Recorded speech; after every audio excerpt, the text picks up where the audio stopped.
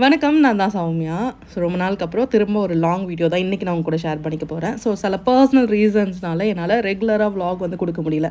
ஆனால் ரெகுலராக வீடியோஸ்லாம் எடுத்து வச்சுருந்தேன். அதை வந்து போடுறதுக்கோ இல்லை இப்போ இந்த மாதிரி உட்காந்து பேசி கொடுக்கறதுக்கு கொஞ்சம் டைம் இல்லாததுனால வீடியோஸ் வந்து கொஞ்சம் டிலேவாக வருது. இந்த ஒரு மாதம் வந்து கொஞ்சம் பொறுத்துக்கோங்க. அடுத்ததுக்கப்புறம் நான் ரெகுலராக கொடுக்க ட்ரை பண்ணுறேன்.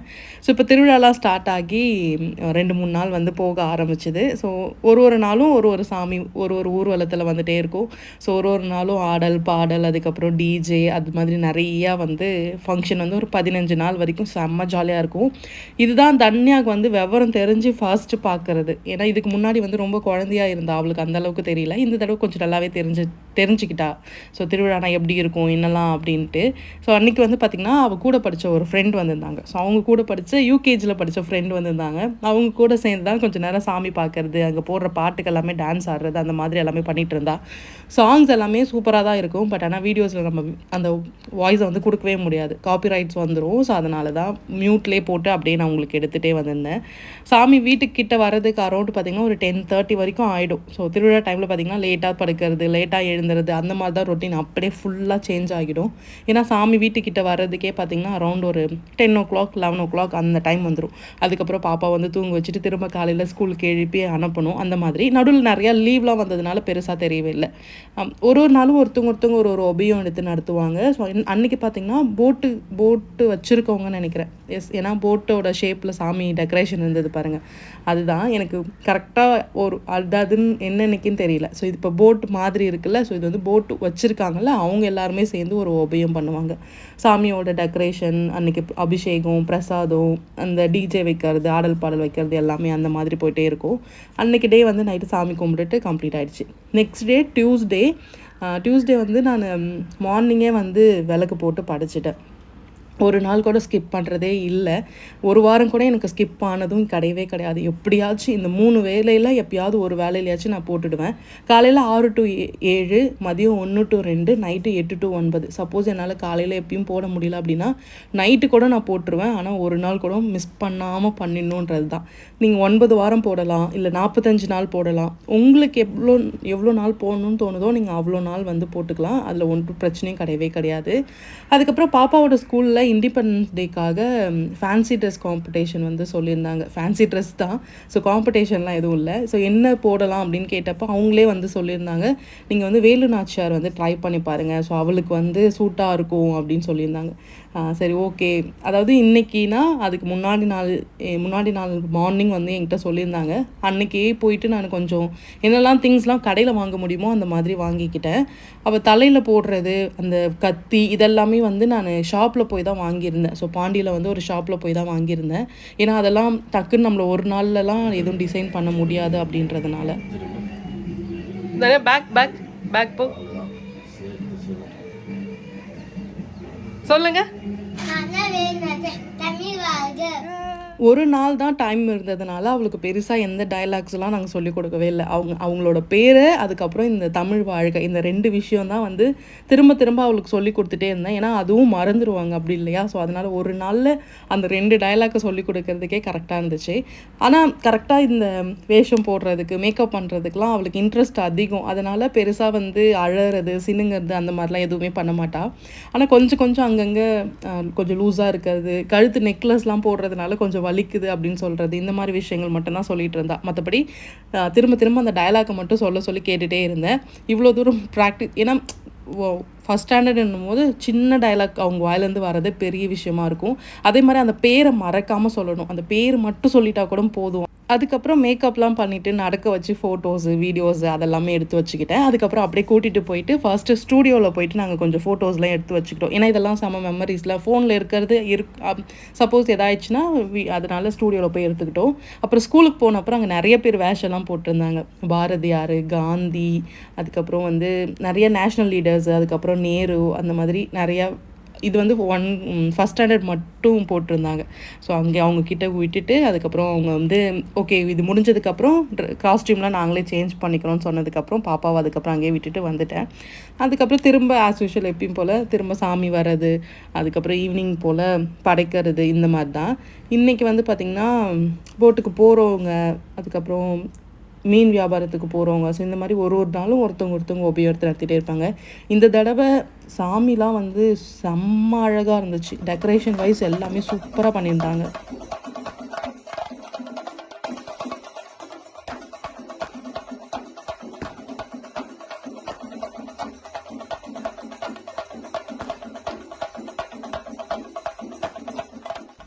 இன்னைக்கு கச்சேரிக்கு வந்து பார்த்திங்கன்னா, தேவா வந்து மியூசிக் டைரக்டர் தேவா, அதுக்கப்புறம் பாலா அண்ட் விஜய் டிவியில் இருக்கிற சின்ன சின்ன காமெடி ஆக்டர்ஸ் அவங்க எல்லாருமே வந்திருந்தாங்க. ஸோ அதுதான் அன்னைக்கு வந்து நடந்துட்டு இருந்துச்சு. அண்ட் கொஞ்ச நேரம் தான் நின்று பார்க்க முடிஞ்சுது. ஏன்னா பாலாலாம் வரதுனால செம்ம க்ரௌடாக இருந்தது. அண்ட் கொஞ்ச நேரம் நின்று பார்த்துட்டு அதுக்கப்புறம் வந்து வீட்டுக்கு வந்துட்டேன். இப்போ கச்சேரி வந்து பார்த்திங்கன்னா ஆல்மோஸ்ட் ஒரு 11:00 12:00 வரைக்கும் நடந்துகிட்டே இருக்கும். ஸோ அதனால் அதுக்கப்புறம் பாப்பா வந்து தூங்க வச்சுட்டு ஸ்கூலுக்கு அனுப்புறதுக்கு கொஞ்சம் கஷ்டமாக இருக்கும். அதனால் 8:00 ஒரு 9:00 வந்து அவளை அம்மா கூட அனுப்பிடுவேன். அவள் கொஞ்சம் நேரம் பார்த்துட்டு அதுக்கப்புறம் ஒரு 9:30 போல் நான் போயிட்டு கூட்டிகிட்டு வந்துடுவேன். இந்த வீடியோ கூட நான் போய் எடுக்கவே இல்லை. என் கூட வாக்கிங் வருவாள் ஒரு சிஸ்டர், அவள் தான் எடுத்து வச்சுருந்தா. அவகிட்டேருந்து நான் வந்து வாங்கிக்கிட்டேன். ஏன்னா நான் போகவே இல்லை. பாப்பா மட்டும் பிக் பண்ண போகிறப்ப மட்டும் போனேன். ஏன்னா அவ்வளோ க்ரௌடாக இருந்தது. அண்ட் அதை விட கொஞ்சம் உடம்பு சரியில்லை, அதனால தான். அதுக்கப்புறம் சாமிலாம் வர ஆரம்பிச்சுது. சின்ன பிள்ளையா இருக்கும்போது நம்ம தூங்கிடுவேன். ஆல்மோஸ்ட் வந்து சீக்கிரமாக தூங்கிடுவோம். அதுக்கப்புறம் சாமி கிட்ட வந்ததுக்கப்புறம் அம்மா தான் எழுப்புவாங்க. ஸோ வந்து சாமி வருது வந்து பாரு அப்படின்ட்டு. அப்போல்லாம் அது பெருசாக தெரியவே இல்லை. சரி தூங்கினா போதும்னு சொல்லிட்டு திரும்ப படுத்து தூங்கிடுவேன். இப்பயும் சரி அந்த டைம் வர வரைக்கும் கொஞ்சம் நேரம் வெயிட் பண்ணிவிட்டு சாமிலாம் பார்த்துட்டு அதுக்கப்புறம் போய் தான் தூங்க ஆரம்பிப்போம். ஸோ வீடு தேடி சாமி வரும்போது பார்த்து நல்லா நிம்மதியாக கும்பிட்டுட்டு அதுக்கப்புறம் போய் நல்லா தூங்க வேண்டியதான். அடுத்த நாள் புதன்கிழமை தேரில் வந்து கலசம்லாம் ஏற்றுவாங்க. மதியம் ஒரு 4 மணி போல் ஈவினிங் போல் சாமி வந்து ஊர்வலம் வரும்போதே கொடி, அதுக்கப்புறம் வந்து கலசம், அந்த பைப்பு ஒரு மாதிரி வைப்பாங்க. அதுக்கு மேலே வைக்கிற ஒரு தட்டு மாதிரி ஒரு 4-5 பொருள் எடுத்துகிட்டு வருவாங்க. இது எல்லாத்தையுமே சாமி, அதாவது தேருக்கு மேலே வந்து கட்டுவாங்க. தேர் போகும்போது தெரியும் அந்த மேலே கொடிலாம் ஆடும் பாருங்கள், அதுதான். அண்ட் இந்த இடத்துல வந்து நிறையா தேங்காய்லாம் உடைப்பாங்க. நிறையா வேண்டுதல்லாம் வச்சுப்போம், அந்த மாதிரி தான். ஸோ தம்பி ஊருக்கு போகணும்னு வேண்டிக்கு வந்து இங்கே அதுக்கப்புறம் வேணுனதுக்கப்புறமா 100 தேங்காய் வந்து போன வருஷம் வந்து கொடுத்தோம். இந்த தடவை வந்து சரி ஓகே சொல்லிவிட்டு இந்த தடவை ஒரு 25 தேங்காய் வரைக்கும் உடைக்க ஆரம்பித்தோம். இப்போ தேர் மேலே எல்லாருமே வரிசையாக நின்றுட்டுருக்காங்களா, இந்த மாதிரி கயிறு கட்டி ஒரு பொருளாக மேலே ஏற்றிட்டே இருப்பாங்க. ஸோ மேலே வந்து இது எல்லாமே கட்டுவாங்க. இதுதான் புதன்கிழமை அன்னைக்கு நடக்கும். அன்னைக்கு வந்து கப்பலுக்கு போகிறாங்கல்ல, ஸோ சீமன்லாம் இருக்காங்கள்ல, அவங்களோட உபயம் அன்னைக்கான எல்லா செலவு, எல்லா வேலை, சாமியோட டெக்கரேஷன், ஊர்வலம், வெடி, அதுக்கப்புறம் ஆடல் பாடல் எல்லாமே அன்னைக்கு அவங்க தான் எடுத்து நடத்துவாங்க. இந்த மாதிரி ஒரு நாளும் ஒருத்தவங்க எடுத்து நடத்துவாங்க. கரெக்டாக ஒரு 4 மணின்றதுனால பாப்பா வந்து அன்றைக்கி ஸ்கூல்லாம் சீக்கிரமாகவே விட்டுட்டாங்க. ஸோ ஒரு 3 மணிக்கெலாம் ஸ்கூல் வந்து விட்டுட்டாங்க. அதுக்கப்புறம் அவளை நான் கூட்டிகிட்டு வந்துட்டு அதுக்கப்புறம் அங்கே நின்று கொஞ்சம் நேரம் சாமி பார்த்துட்டு இருந்தோம்.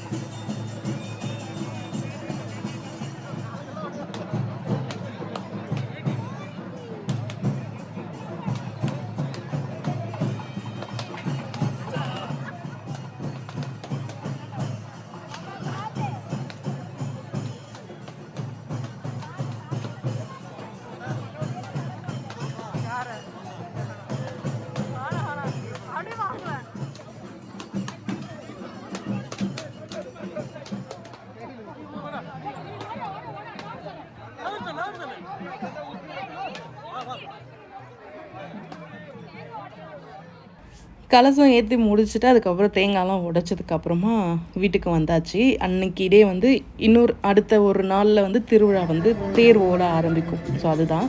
அதுக்கப்புறம் நைட்டு வந்து கச்சேரி பார்க்கறதுக்கு திரும்பவும் போயாச்சு. டெய்லியும் இது நடந்துகிட்டே இருக்கும். ஒரு நாள் கூட கேப் வந்து இருக்கவே இருக்காது. ஸோ ரொட்டீனாக உங்களுக்கு 8 நாள் கண்டினியூஸாக வந்து சாமி வரும். திருவிழா ஆடல் பாடல் நடக்கும். இந்த மாதிரி நிறைய நடக்கும். இந்த ஒரு வருஷம் இந்த 8 நாளுக்காக திரும்ப திரும்ப நாங்கள் வெயிட் பண்ணிகிட்டே இருப்போம். ஜாலியாக இருக்கும். அதுக்காக தான். திருவிழானா பார்த்திங்கன்னா, எல்லோரும் அவங்கவுங்க வெளியிலலாம் கல்யாணம் பண்ணிக்கிட்டவங்க எல்லாருமே ஊருள்ள வருவாங்க. நிறையா சொந்தக்காரங்கள்லாம் திரும்ப வந்து திருவிழாக்காக பார்க்க வருவாங்க. நான் கூட எங்கள் அம்மாட்ட கேட்டுருப்பேன், நானும் தூரமாக கல்யாணம் பண்ணியிருந்தா நல்லா இருந்திருக்கும்ல. ஸோ நான் திருவிழா பார்க்கறதுக்காக ரொம்ப இங்கே வந்திருப்பேன் அப்படின்ட்டு. இங்கே இருக்கிறதுனால அந்த இது இல்லையோன்னு எனக்கு தோணிகிட்டே இருக்கும். ஏன்னா அம்மா வந்து பிறந்தது எல்லாமே இங்கே தான், கல்யாணம் பண்ணிக்கொண்டு இங்கே தான், அம்மா கூட பிறந்தவங்க, அப்பா கூட பிறந்தவங்க எல்லாருமே இருக்கிறது இங்கே தான். பெருசாக வந்து சொந்தக்காரங்கன்னு யாரும் வீட்டுக்கு வர மாட்டாங்க.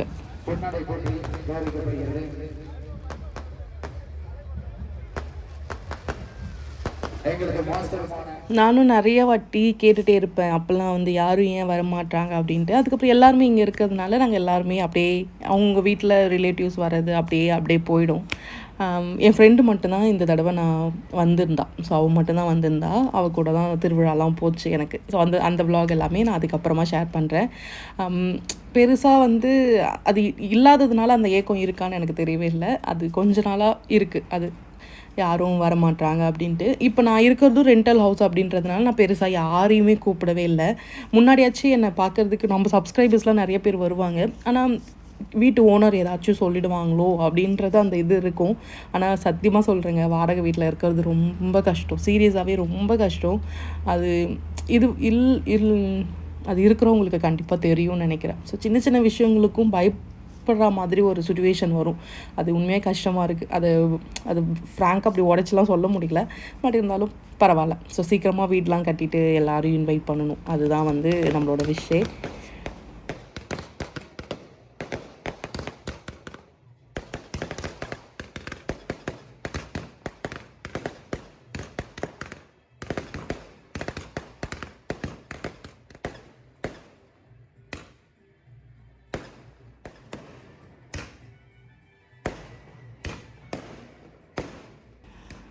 அதுக்கப்புறம் நைட்டு பாப்பா வந்து அங்கேருந்து கூட்டிகிட்டு வந்துட்டேன் நான். ஸோ அதுக்கப்புறம் அவள் வந்து அழ ஆரம்பித்தா. அதுக்கப்புறம் அவளை சமாதானப்படுத்தி அவங்க அப்பா வந்து கொஞ்சம் அவளோட மூடெல்லாம் சேஞ்ச் பண்ணிவிட்டு அதுக்கப்புறம் வீட்டுக்கு சாமி வர்றதுக்கு அரௌண்ட் ஒரு 11 ஆகிடுச்சு. அன்னைக்கு மட்டும் ரொம்ப லேட்டு.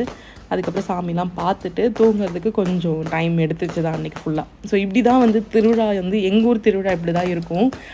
நாங்கள் வந்து வெளியூருக்குன்னு போய் நான் திருவிழா இது வரைக்கும் வேறு எந்த ஊருக்குமே போனதே இல்லை. ஏன்னா எங்கள் ஊர் திருவிழாவே அவ்வளோ பெருசாக இருக்குன்றதுனால அந்த ஒரு வருஷம் வெயிட் பண்ணுறது அவ்வளோ ஒர்த்தபுளாக இருக்கும். ஜாலியாக இருக்கும். நம்ம வந்து பார்க்குறதுக்கே அவ்வளோ ஜாலியாக இருக்கும். அது எப்படி சொல்லிலாம் புரிய வைக்க முடியல சீரியஸாகவே. அண்ட் பசங்கள்லாம் டான்ஸு, அதுக்கப்புறம் புது ட்ரெஸ்ஸு, பெரிய கோலம். அண்ட் இந்த தடவை வந்து பாப்பாவுக்கு தான் பார்த்து எல்லாமே எடுத்தோம். ஸோ அவளுக்கு பட்டு பாவாடை, திருவிழானாலே தெரியல. ஸோ கொஞ்சம் ட்ரெடிஷ்னலான ட்ரெஸ்ஸஸ் அந்த மாதிரி தான் எடுத்திருந்தோம். அதுக்கப்புறம் ஜாலியாக சூப்பராக போச்சு. அடுத்த விலாகில் நான் வந்து உங்களுக்கு தேர் திருவிழாவும் தெப்பல் திருவிழாவும் எல்லா திருவிழாவும் சேர்த்து மொத்தமாக அடுத்த விலாகில் சேர்த்துட்றேன்.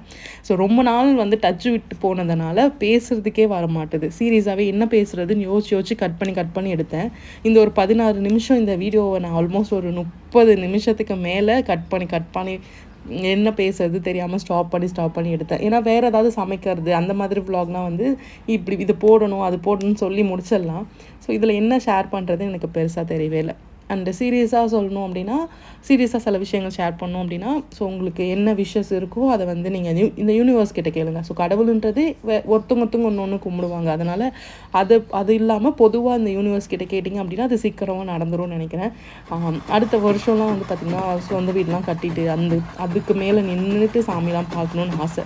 உண்மையாகவே அது ஆசை. ஆனால் வாடகை வீட்டில் இருக்கவங்க ஒருத்தவங்களுக்கும் பெரிய சொல்யூட் வைக்கணும். பிகாஸ் வந்து உண்மையாகவே கஷ்டமாக இருக்குங்க சீரியஸாகவே. இருக்கிற இடத்தெல்லாம் விட்டுட்டு இல்லை எதுவுமே இல்லாமல் அந்த இடத்துல போய் உட்காரும் போது உண்மையாகவே அது ரொம்ப ஹர்ட்ஃபுல்லாக இருக்கும். அதை விட முக்கியமாக எல்லா சின்ன சின்ன விஷயங்களையும் கேட்டு பண்ணணும், பார்த்து பண்ணணும். அதெல்லாம் உண்மையாகவே சீரியஸாக கஷ்டமாக இருக்குது. ஸோ அதனால தான் அன்றைக்கி சாமி வந்து பார்த்திங்கன்னா சூப்பராக இருந்துச்சு. குத்து விளக்குலாம் எரிஞ்சுது அங்கே பாருங்களேன், ஃப்ரண்ட்டில் குத்து விளக்குலாம் எரியுது. அண்டு ஸோ நீங்களும் ஆசைப்பட்டது எல்லாமே சீக்கிரமாக நடக்கணும்னு நானும் கடவுள்கிட்ட வேண்டிக்கிறேன். நெக்ஸ்ட் விலாகில் உங்களை நான் பார்க்குறேன். தென் ஸோ டேக் கேர் அண்ட் சேஃபாக இருங்க, ஹாப்பியாக இருங்க. எதுவாக இருந்தாலும் பார்த்துக்கலாம். பாய்.